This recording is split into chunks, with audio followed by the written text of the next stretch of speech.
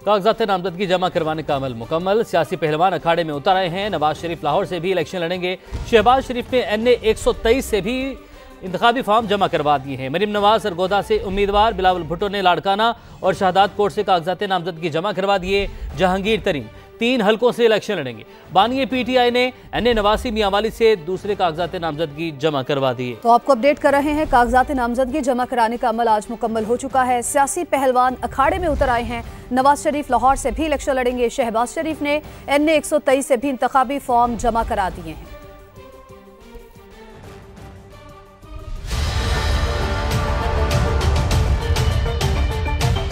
अवामी अदालत में जाने के लिए उम्मीदवार तैयार।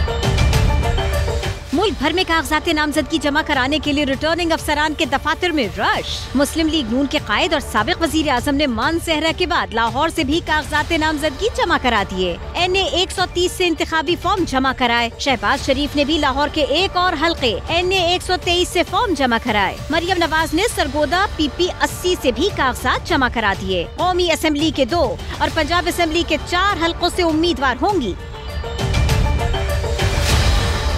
हमजा शहबाज ने लाहौर के हल्का NA 118 से कागजात जमा कराए।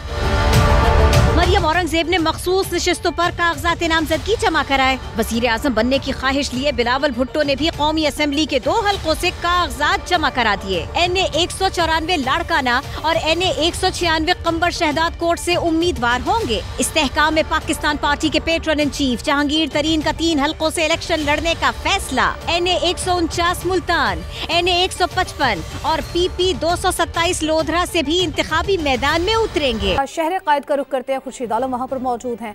खुर्शीद, ये बताइए कि कराची से कौन कौन से लीडर जो हैं वो इंतखाबी अमल में हिस्सा नहीं ले रहे?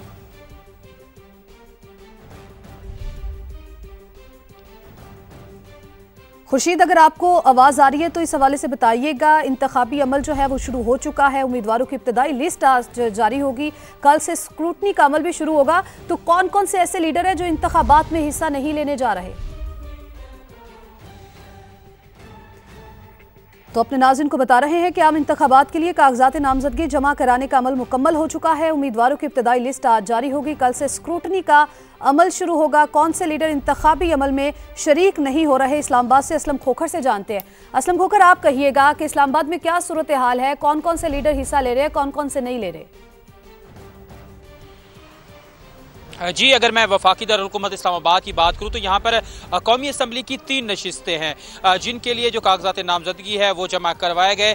सबसे पहले मैं आपको बताता चलूँ कि गुज़श्ता जो इलेक्शन था उनमें जिन उम्मीदवारों ने हिस्सा लिया था और अब उनकी जानिब से कागजात नामजदगी जमा नहीं कराए गए, उनके हवाले से अगर मैं आपको बताऊँ तो चेयरमैन PTI हैं, उन्होंने यहाँ से इलेक्शन लड़ा था, अब उनके कागजात नामजदगी जमा नहीं हुए हैं। इसके साथ साथ नून लीग के शाहिद खाकान अब्बासी जो कि साबिक वज़ीर आज़म भी रहे हैं, वो भी यहाँ से इलेक्शन है वो लड़ चुके हैं, लेकिन इस दफा उनकी जानिब से कागजात नामजदगी जमा नहीं कराए गए। असद उमर की जानिब से है जो है वो भी कागजात नामजदगी जो है वो जमा नहीं करवाए गए। इसके साथ साबिक जो चेयरमैन सेनेट है नैयर बुखारी, उनकी जानिब से जमा नहीं करवाए गए, जबकि उनके जो भाई हैं उनकी जानिब से जो सिब्ते हैदर बुखारी हैं उनकी जानिब से कागजात नामजदगी यहाँ पर जो है वो जमा करवाए गए हैं। अली नवाज अमान के हवाले से भी अब कंफर्म नहीं हुआ कि उन कागजात नामजदगी जमा करवाए हैं या नहीं, लेकिन वो यहाँ से इलेक्शन जो है वो कंटेस्ट कर चुके हैं। अब अगर मैं बात करूं जिन लोगों ने कागजात नामजदगी जमा करवाए हैं तो उनमें जमात इस्लामी की जानिब से मियां असलम है। आपने हमें आगाह किया। में शहर कायद का रुख करते हैं। खुर्शीद आलम हमारे साथ मौजूद है।